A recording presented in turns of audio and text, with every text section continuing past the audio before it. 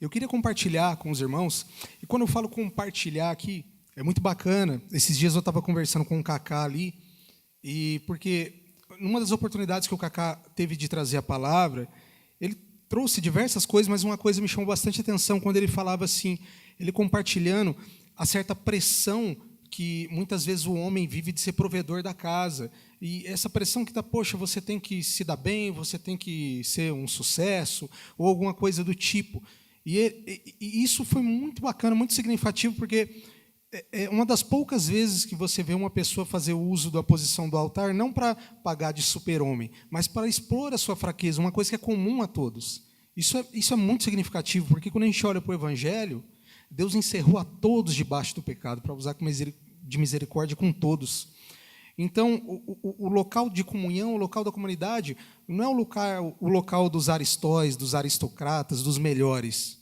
É como o Morango costuma falar, a igreja é para um partido. É um mendigo que achou pão lá e falou, ó, vamos lá, que lá tem pão. Não são os melhores, não tem que manter as aparências, é leve, e é um prazer servir aqui nessa comunidade. Amém? Eu queria compartilhar com os irmãos a palavra que está no texto de Lucas, Lucas 15, a partir do 11. Evangelho de Lucas, capítulo 15, a partir do versículo 11.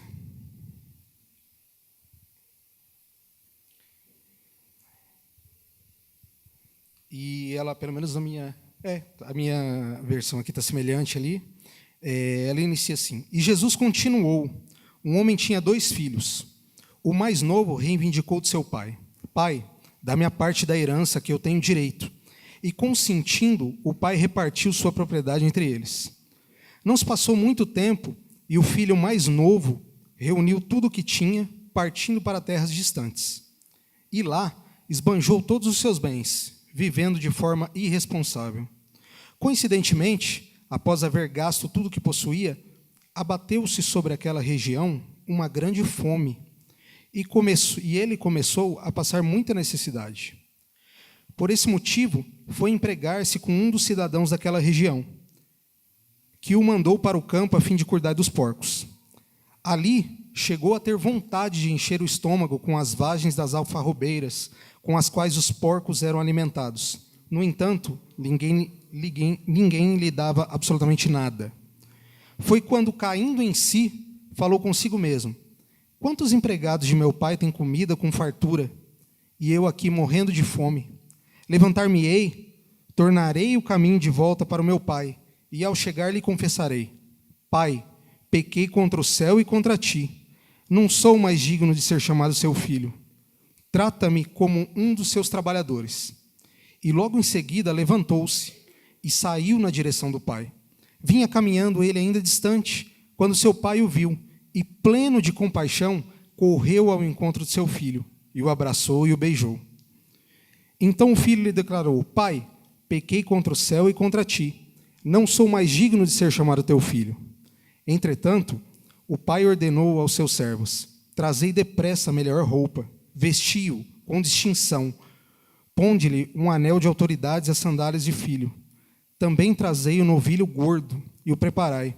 Comamos, façamos uma grande festa e regozijemo-nos. Porquanto este meu filho estava morto e voltou à vida. Estava perdido e foi encontrado. E começaram a celebrar o seu regresso. Entre mentes, o filho mais velho estava no campo. Quando foi se aproximando da casa do pai, ouviu o som da música e das danças. Então chamou um dos servos e indagou-lhe sobre o que estava acontecendo. E este informou: Teu irmão regressou, e teu pai mandou matar um novilho gordo, porque o recebeu de volta são e salvo. Mas o filho mais velho encheu-se de ira e negou-se a entrar. Então o pai saiu e insistiu com ele. Porém ele replicou ao pai: Há tantos anos eu tenho trabalhado como um escravo para ti, sem nunca ter desobedecido a uma só de suas ordens. Contudo, tu nunca me ofereceste nem ao menos um cabrito para que pudesse festejar com meus amigos. No entanto, chegando em casa esse teu filho, que pôs fora os teus bens com prostitutas, tu ordenastes matar um novilho gordo para ele. Então lhe arrazoou o pai: Meu filho, tu sempre estás comigo. Tudo o que possuo igualmente é teu. Porém, nós tínhamos que celebrar muito a volta desse teu irmão e regozijarmos-nos, porque ele estava morto e reviveu. Estava sem esperança e foi salvo. Amém? Vamos orar. Espírito Santo, essa é a tua palavra, Senhor. E nós te pedimos, Deus, que o Senhor continue sendo a direção desse culto que é para ti, Senhor. Para que o Senhor revele a tua palavra, Senhor, a todos nós, Pai. É o que nós te pedimos, Senhor. Já te agradecemos em nome de Jesus. Amém. Bom, esse é um texto muito conhecido, né? De Lucas 15, é uma parábola do filho perdido. Só que a gente, principalmente na sociedade ocidental, a gente perde, às vezes, uma certa referência do que isso significa. Alguns estudiosos dizem que se você contar essa parábola para alguém que seja do Oriente Médio, essa pessoa vai falar, não, ela não vai deixar nem você terminar. Fala, isso não existe. Por quê? Porque jamais um filho se dirigiria a um pai dessa forma. A figura do pai, dentro dessa sociedade patriarcal, é uma figura quase que inquestionável. Então, quando ele pega e fala, pai, eu quero a minha parte da herança, é como se ele tivesse falando, pai, eu quero que você morra. Mesmo na sociedade ocidental, mesmo aqui no Brasil, se a gente for pegar o Código Civil, artigo 426 do Código Civil, ele fala que é proibido dispor de herança de pessoa viva.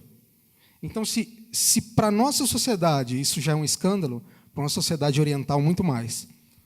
E essa perda de referência, muitas vezes, que a gente tem dessa figura do pai, ela decorre até de um certo movimento histórico, cultural. Se a gente for pegar, após 1945, após a Segunda Guerra, todas as produções culturais, implicitamente, elas trazem uma certa descredibilidade da figura do pai. Acho que quem é da minha geração aqui assistia Pica-Pau. Aí, na turma do Pica-Pau, tinha o Ursulão.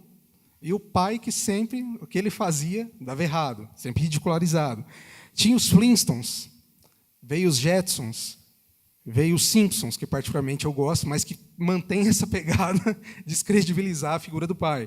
E, por fim, mais recentemente, você pode observar a Peppa Pig, que é a figura do pai. O pai é sempre aquele tontão, e ela que é a menina dinâmica e que sabe de tudo e que tem o conhecimento. Parece uma coisa boba, mas tudo isso vem relativizando os conceitos, e é onde a coisa se torna líquida, se torna relativa, e a gente perde a compreensão exata dessa palavra, né? Quando a palavra aqui utiliza a palavra herança ou haveres, como o Morango já teve a oportunidade de falar aqui, que do grego vem da palavra bios, né, que seria a própria vida. Então, que traduzindo em miúdos seria, ele falou, pai, eu desejo que você morra, me dá a minha parte da herança, que eu quero viver minha vida. E chama muita atenção nessa questão de relativização da linguagem, porque hoje a gente vê, como eu falei, né, dos desenhos, produções culturais, mas diversos acontecimentos. Quando a gente teve lá na França aquele pessoal extremistas islâmicos que explodiram aquela redação do jornal do Charlie Hebdo, não tardou para que as pessoas começassem a fazer somos todos Charlie, je suis Charlie. Mas as pessoas faziam isso sem discernir. O que esse pessoal fazia? Se você parasse um tempo para pesquisar, você acha a figura lá de Deus sendo sodomizado, uma série de coisas. Então, por mais que nós reprovamos a conduta dos extremistas islâmicos, será que a gente pode falar somos todos Charlie? Eu não sou Charlie. E essa questão de relativização da linguagem, ela se espraia por diversos aspectos. Hoje em dia as pessoas falam muito de tolerância, mas quando você fala de tolerância, você pressupõe que a outra pessoa pense diferente de você, e você a tolera. E hoje em dia essa palavra vem perdendo, vem sendo o significado, a semântica dela, vem sendo relativizada de tal forma que, um exemplo tosco aqui de futebol, se eu torço para o Corinthians e você torce para o São Paulo, se você não vier torcer para o Corinthians, você é intolerante. Você é um intolerante, não eu que não te tolero. Então, isso vem se espraiando assim, por diversos níveis de cultura, de linguagem. Isso vem, inclusive, deturpando a própria compreensão que a gente tem da palavra. Mais recentemente, você teve o assassinato brutal daquela vereadora no Rio, Marielle, e, com certeza, ninguém em sã consciência aprova o assassinato dela e do motorista. Mas uma coisa que chama muita atenção é que as pessoas começaram a reproduzir Marielle presente, mas espera aí, ela era uma vereadora, Você conhece qual era a pauta dela? Chama muita atenção que, naquele quadro do Jornal Nacional, da Rede Globo, as pessoas têm o Brasil que eu quero. Aí você vê em várias pessoas, assim, alguns senhores, já de uma certa idade, no Nordeste, pessoas assim que você faz a leitura do vídeo e você vê que ela tem uma postura mais conservadora. Ela fala que quer um Brasil com segurança, com educação, onde a vida seja preservada, e no final ele fala, Marielle presente. Mas espera aí, você gastou um minuto para entender qual era a pauta dela? Ela defendia a pauta abortista, legalização de drogas. Então, será que ela é presente? É isso que eu quero dizer. A mídia, ela influencia, e a gente vai perdendo as referências das coisas, por mais que seja execrável o assassinato dela. E as pessoas têm que ser devidamente punidas. Mas é interessante como esse movimento de linguagem, de cultura, ele vem entrando sorrateiramente nas nossas casas e fazendo com que a gente perca determinadas referências. Aqui, uma coisa que chama muita atenção, e é estranho para nós, né? Logo que o filho é recebido, o pai manda colocar um anel de autoridade no dedo dele. A palavra fala isso. E quando a gente vai lá para Gênesis, né? E os primeiros livros, e vê a figura de José do Egito, é feito esse mesmo movimento. Quando o faraó reconhece a autoridade sobre a vida dele, manda colocar um anel. E aí a gente para pensar, mas, poxa, esse pai é louco. O cara pede para morrer, gasta todo o dinheiro, depois volta e ainda coloca uma autoridade sobre ele. Quem aqui em sã consciência faria isso? Não parece ser muito lógico. Mas o que acontece é que essa parábola, assim como eu estava falando da linguagem, que tem que ser entendida num contexto, ela está dentro de um contexto. E quando a gente lê, dá a impressão que ela não tem um final, né? Parece que ela acaba com o pai insistindo para o filho mais velho. Vem entrar e celebrar a volta desse seu irmão, que era morto e reviveu, que estava perdido e foi encontrado. E para entender esse contexto, quando a gente vai no versículo 11, que foi o primeiro que a gente viu, lá inicia, e Jesus continuou. Ora, se Jesus continuou, ele estava inserido num contexto onde ele já estava proferindo determinadas palavras. E é isso que a gente precisa entender para aprender o significado do texto. E o que vem antes do 11? Vem uma outra parábola, que é a parábola da moeda perdida, que basicamente seria uma mulher que tinha 10 moedas e veio a perder uma dentro de sua casa. E ela varre, ela procura, e ela acha essa moeda, e ela chama os vizinhos para celebrar, né? Para a gente também soa estranho isso. Era como se eu pegasse e falasse assim, eu perdi meu violão, eu venho aqui dar um testemunho, eu perdi meu violão, igreja, e de repente eu achei meu violão, que bacana, vamos celebrar.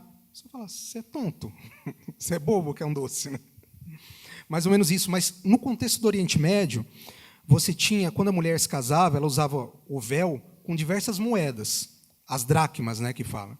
E o que seria isso? Seria uma garantia de vida. Caso o marido dela viesse falecer numa guerra ou alguma coisa do gênero, essas moedas garantiriam o sustento dela para voltar à casa dos pais, garantia a sobrevivência. Era como algo que fosse similar à garantia de vida dela, né? E aí a gente aprende o significado dela. Só que essa parábola da moeda perdida, ela se inicia com a expressão ou ainda, uma conjunção alternativa, o que vem denotar que há algo antes, há um contexto anterior, há uma fala anterior. E qual seria essa fala?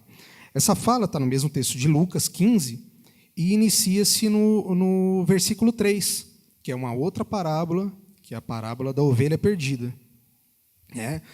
Onde ele fala que qual homem, né, que tendo 100 ovelhas, uma se perdendo, ele não deixa as 99 e vai ao encontro dessa, né? E a palavra fala assim, foi então que Jesus lhe propôs a seguinte parábola. Qual dentre vós é homem que, possuindo 100 ovelhas e perdendo uma delas, não deixa no campo as 99 e vai em busca da que se extraviou, até que a encontre? E assim que a encontra, coloca sobre seus ombros, cheio de júbilo, e ruma para casa. Ao chegar, reúne seus amigos e vizinhos e anuncia, alegrai-vos comigo, pois hoje encontrei minha ovelha perdida. E eu vos afirmo que, da mesma maneira, haverá mais alegria no céu por um pecador que se arrepende do que por 99 justos que não carecem de arrependimento. Quer dizer, ele inicia nessa parábola. Mas, por fim, a gente vai chegar, Lucas 15, se a gente for para o versículo 1, a gente vai chegar exatamente no contexto onde essas 3 parábolas se iniciam. E o que acontece? O título, até na King James, aqui, que é a versão que eu estou usando, é Jesus come com os pecadores. Versículo 1 diz o seguinte: E aconteceu que todos os pecadores, como os coletores de impostos e pessoas de má fama, estavam se reunindo para ouvir Jesus. Entretanto, os fariseus e os mestres da lei o censuravam, murmurando: Este saúda e se mistura a pessoas desqualificadas, e ainda partilha o pão com elas. Esse é o contexto. O contexto onde Jesus estava proferindo seus ensinamentos, e isso atraiu várias pessoas de má fama, coletores de impostos, pecadores, pessoas com as quais os fariseus e mestres da lei não queriam ter muita comunhão. Mas isso revela até uma face perversa do legalismo, porque o fariseu, ele não quer ter comunhão com aquele pecador, mas, no fundo, ele não quer que esse pecador deixe de existir, porque eu só posso ser considerado uma pessoa boa se eu tiver alguém para me comparar. Ele é pecador, eu sou melhor. Eu guardo as leis, eu guardo os mandamentos. Quer dizer, quando existe a figura do pecador, eu fico mais tranquilo com os meus pecados. Olha como eu sou top, como eu sou aprovado socialmente. Faço parte da estrutura templária, faço parte da estrutura da religião. E, mais uma vez, voltando para o final da parábola, né, do filho, Jesus está à porta e falando, arrazoando com o filho. Você vai entrar ou não? Vamos celebrar com esse filho que chegou. E algo que é muito significativo, quando a gente para pensar, quando a gente está lá na parábola do filho pródigo e a gente começa a retroagir, ele vem falar da dracma. A dracma é uma moeda. A dracma não sabe que ela está perdida, mas ela está perdida, e está perdida dentro de casa. Muitas vezes, quando a gente olha para o contexto religioso, essa é uma tentação que sempre está em nós. Poxa, mas eu vou na igreja, eu jejuo, eu dou o dízimo, eu toco no louvor, olha como eu sou top. E isso muitas vezes embriaga o nosso entendimento a ponto da gente se encontrar perdido dentro do templo, assim como essa dracma. Dentro. Eu me acho superior, tá? Mas eu estou perdido.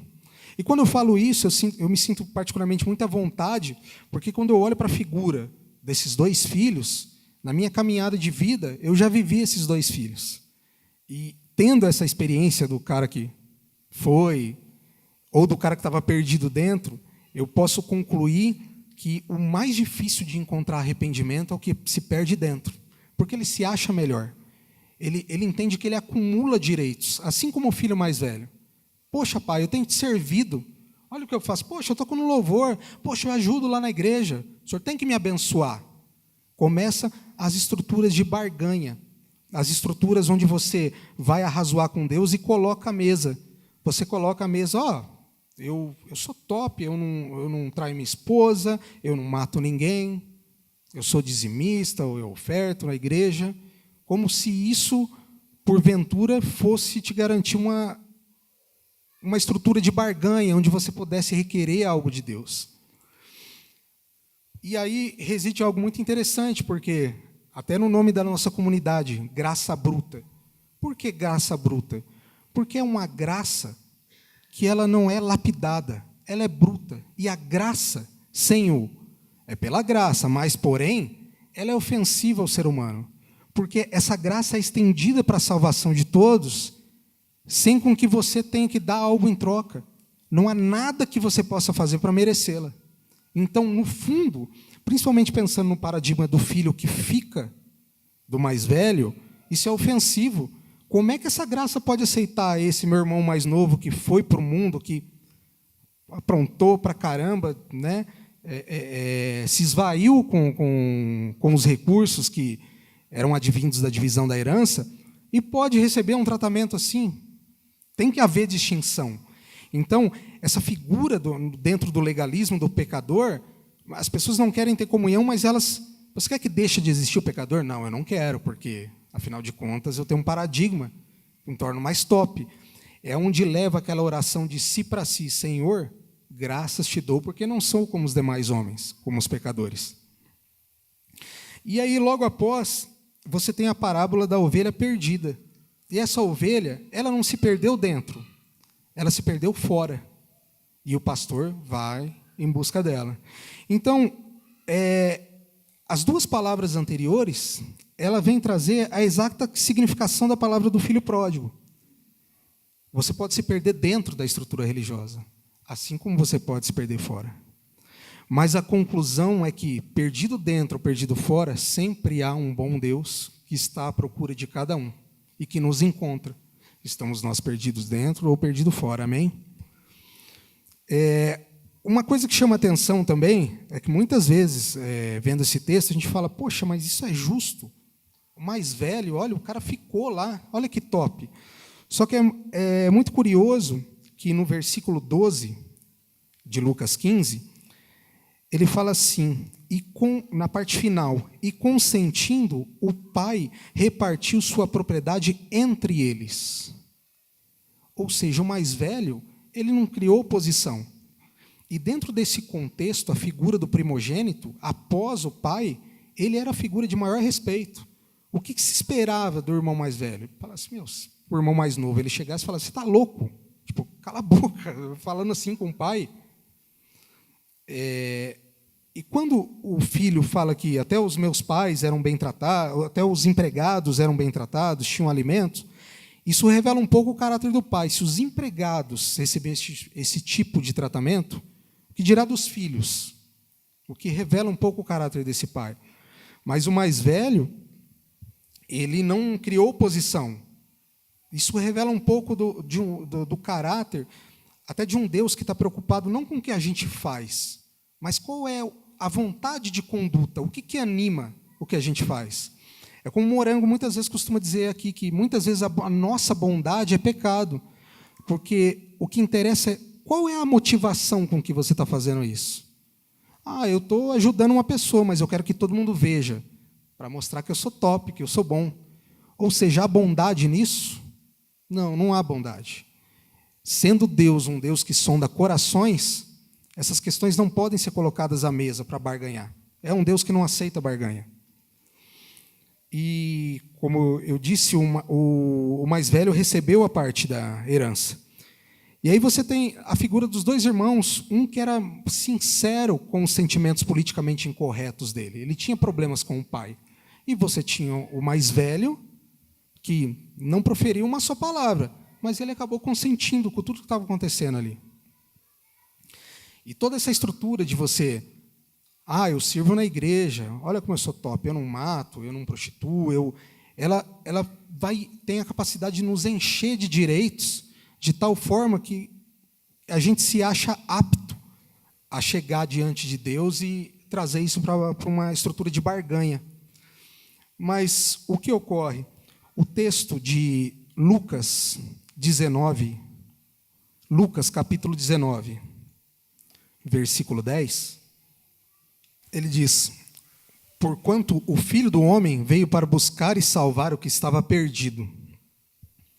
No mesmo livro de Lucas, no capítulo 5, versículo 32,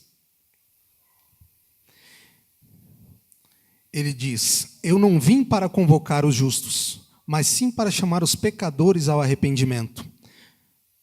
Jesus é questionado, continua depois, né? Jesus é questionado quanto ao jejum. Mas essa parte que ele não veio buscar justos, mas sim pecadores, né, ao arrependimento. Essa estrutura, ela é a expressão da graça. E ela ofende o mérito. É exatamente esse sentimento que tem o irmão mais velho, quando ele rechaça esse acolhimento do pai. Alguns estudiosos até apontam para essa parte, quando no capítulo 15, no versículo 20, quando ele diz assim, e logo em seguida levantou-se e saiu na direção do pai. Vinha caminhando ele ainda distante, quando seu pai o viu, e pleno de compaixão, correu ao encontro do seu filho, e muito o abraçou e o beijou. Algumas pessoas dizem que na estrutura dessa propriedade, geralmente a casa grande, a casa central, ela ficava no meio. E quando esse filho estava retornando para a casa do pai, ele ia passar por toda a vergonha dos outros moradores, olhando. Mas o pai, o texto fala que ele sai correndo e o abraça. E muitos estudiosos falam que é uma expressão da graça, porque ele encobre o pecado do filho. Ele não deixa o filho passar pela vergonha. Isso é um absurdo, essa é a estrutura da própria graça. Isso é inconcebível, se a gente para pensar, é uma coisa que eu costumo compartilhar com o pessoal lá no meu trabalho, tá? Eu falo que é um absurdo, a graça é um absurdo, não tem como a gente se acostumar com isso. É difícil a gente achar um pai que faria isso. É como o Morango muitas vezes costuma citar um exemplo de um pai, de um filho que tinha cometido alguns crimes brutais, esse filho estava preso. E o pai estava dando entrevista e ele dizia: filho, eu sei de tudo que você fez, mas espera aí que o pai está chegando. É algo constrangedor. E assim é o amor de Deus por nós. Nesse sentido, é a graça bruta. É uma graça sem lapidação. É algo que ofende o mérito, que muitas vezes por isso é difícil para as pessoas aceitarem. Porque, como eu disse, não tem o lugar dos melhores. Lá em Salmo 118, versículo 22, fala que Jesus foi a pedra rejeitada pelos construtores, mas que ela foi escolhida para ser a pedra angular. Então, toda essa estrutura de graça do Cristo é uma estrutura que não é valorizada no meio social, ela não é dada ao comércio. Mas o que a gente depreende aqui do contexto é que a ovelha, ela estava perdida e ela sabia que estava perdida. A moeda, ela não sabe que está perdida.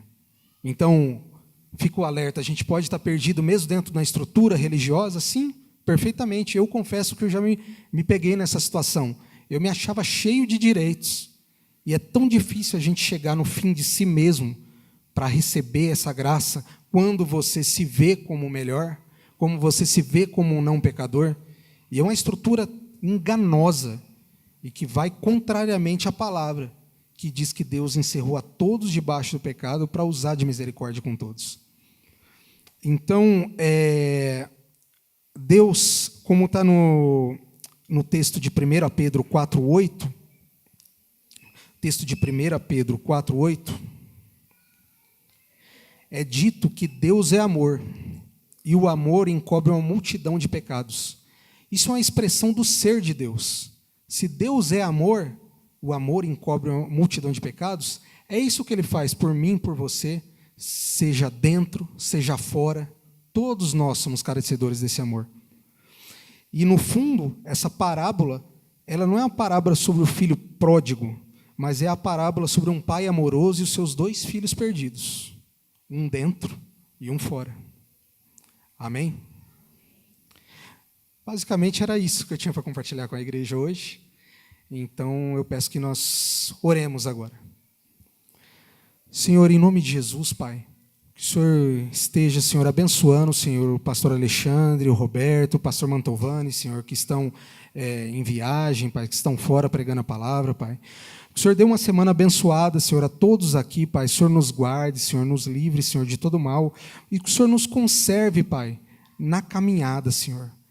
Fiéis, Pai, à sua graça. E o que nos faz fiel não é a nossa fidelidade, mas é o seu amor, Pai.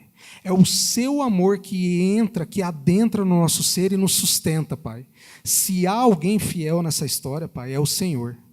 É o Senhor, Pai. E assim como nessa figura, Senhor, dessas parábolas, onde finaliza com Deus, com Jesus à porta com os fariseus, arrazoando com eles, esse convite de vem e entra. Se por acaso, Senhor, tem alguém aqui que está nessa condição, Senhor, desse filho que se perdeu dentro, que se acha melhor que os demais, Pai, que o Senhor venha se revelar, Pai, mostrando, Senhor, que o Senhor encerrou a todos debaixo do pecado, para mostrar de misericórdia com todos, Pai, que não há os melhores, Senhor. O contexto desse texto de Lucas mostra isso, Pai. No contexto, os fariseus não queriam adentrar no recinto onde Jesus partilhava o pão com os pecadores, mas Jesus, através dessas parábolas, mostrou que todo mundo está na mesma condição de perdido e é carecedor dessa graça e misericórdia. Então, Senhor, que o Senhor nos conserve, Senhor, nessa condição, Pai, de sermos, Senhor, mendigo, Senhor, da sua graça e da sua misericórdia, porque não há melhores, Pai. Há filhos, Senhor, há filhos que dependem do seu amor, há filhos que são constrangidos, Pai, por essa ceia. O Senhor prepara a mesa, o Senhor prepara o novilho, o Senhor prepara as vestes, o anel, Pai. Isso é a expressão do seu amor e da sua graça, Pai, da qual não há um só aqui que possa te falar que é digno dela, Deus. Então, em nome de Jesus, Pai, nos mantenha, Senhor, firmes nessa verdade, Pai. Em nome de Jesus é o que nós te pedimos, Senhor, e te agradecemos. Amém.